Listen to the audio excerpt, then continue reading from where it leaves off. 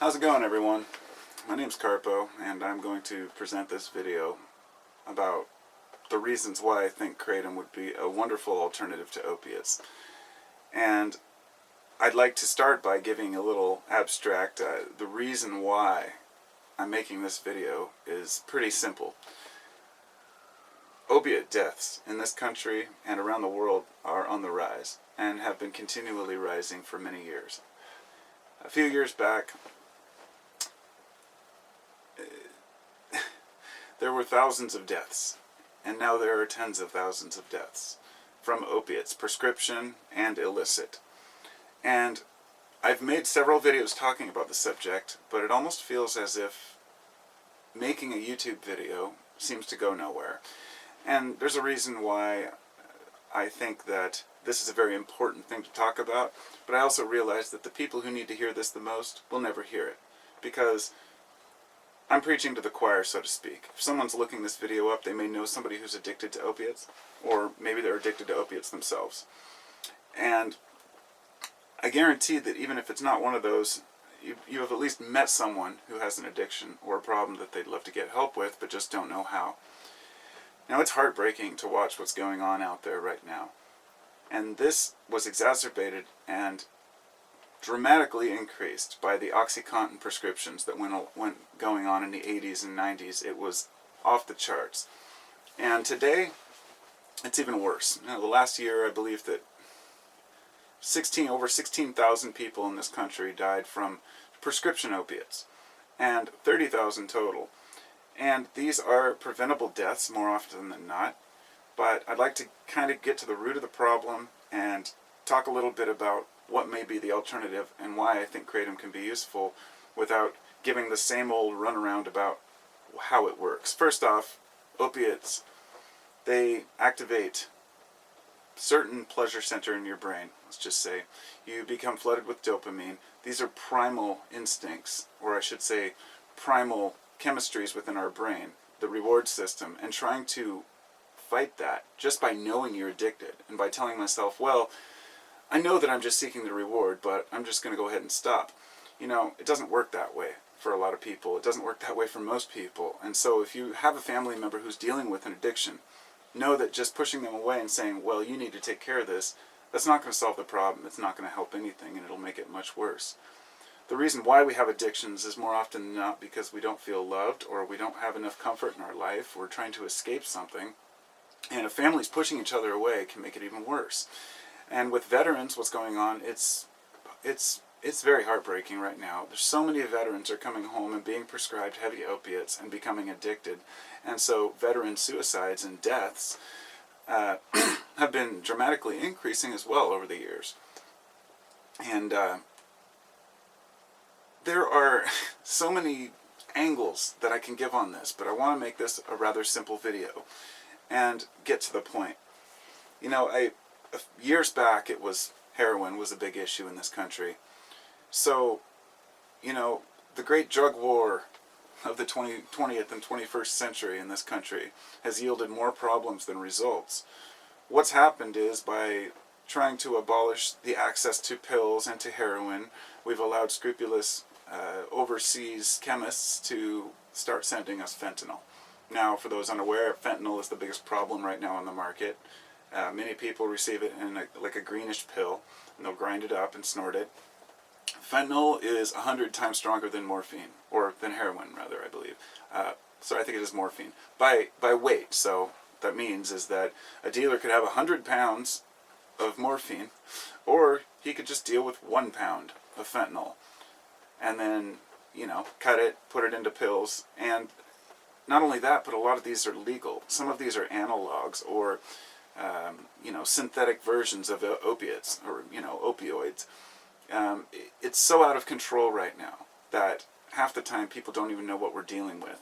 A town will have a series of overdoses, and all of a sudden they'll find out that it was fentanyl, because you're talking about a drug in which 2 milligrams can be a heavy dose, and 4 milligrams can kill you. Now, what's made this even worse is, whereas a heroin addict might run out and start withdrawing, later in the day or the next day even, Taking fentanyl has a much shorter half-life, so a person may have to take it 2 to 3 times a day or more. And withdrawals will kick in fast, and people do not want to go through withdrawals. So the problem that we come to is, how do we help people with the withdrawal symptoms and allow them to function while they're trying to recover without giving them something that's going to further damage their body? And my example would be Subutex or Suboxone.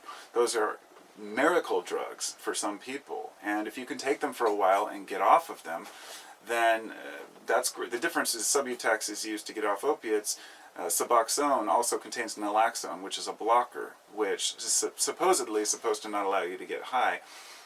They're very strong pills. And let's just say if you take those for a period of years, you can become more addicted than you were in the first place. And I've heard many stories.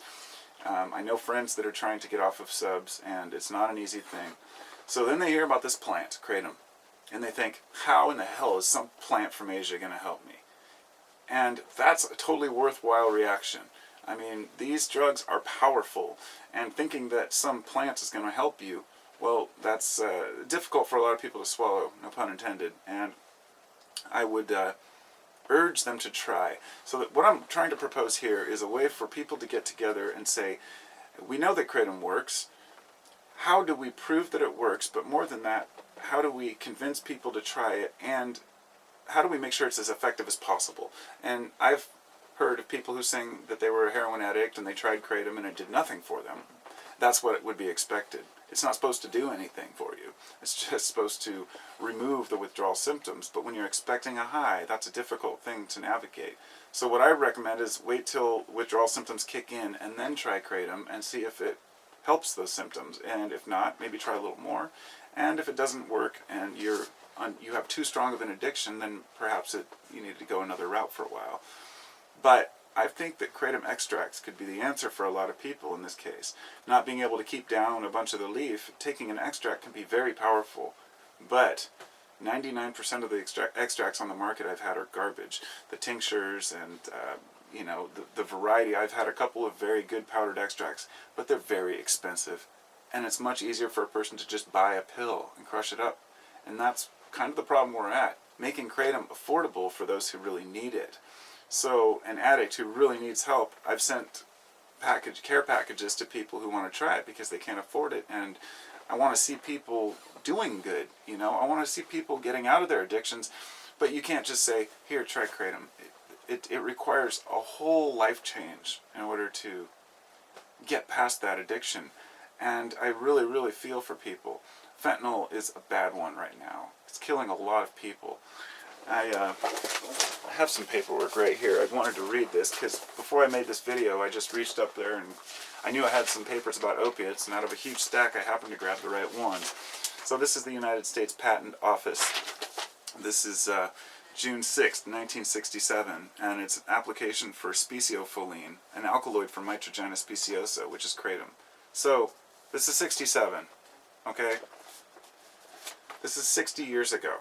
Wait, no. 50 years ago. Yeah.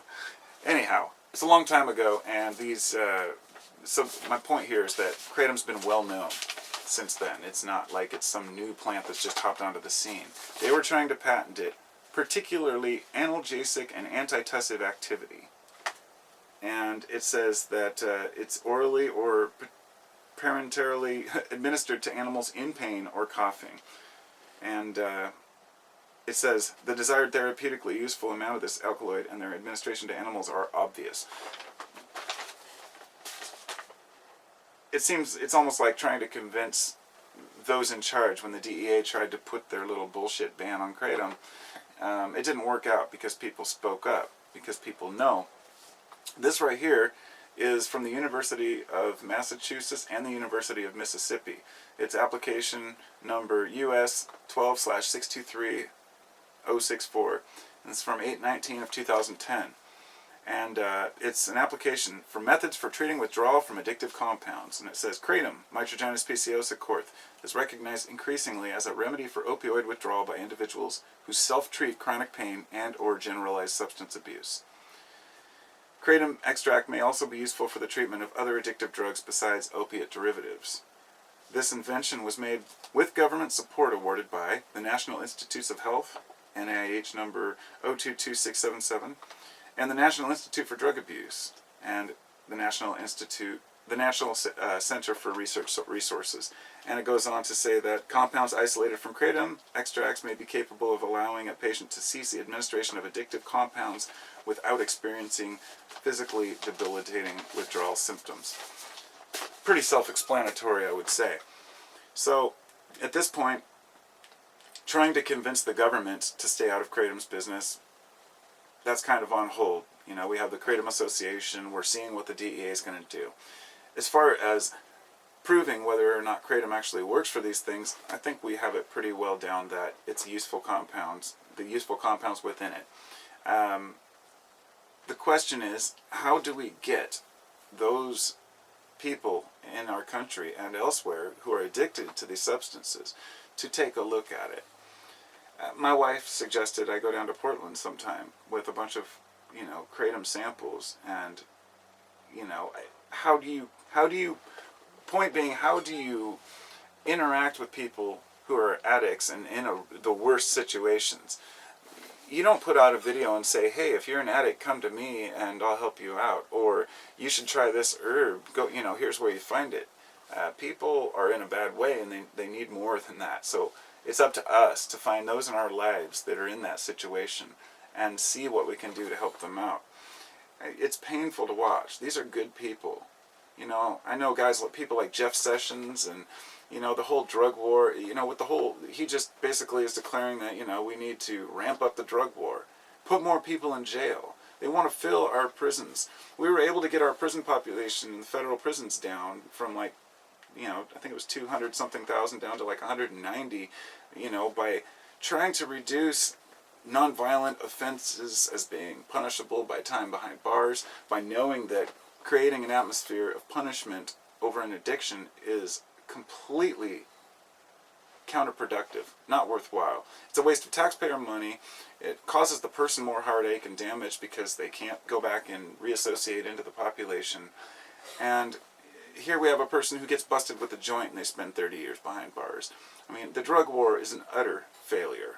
And to think that the DEA even made the attempt to step up and touch kratom just shows their lack of insight on everything. So it's up to us.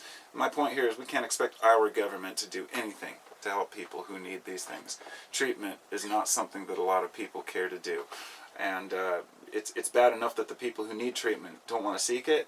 Many of them do, but don't know where to.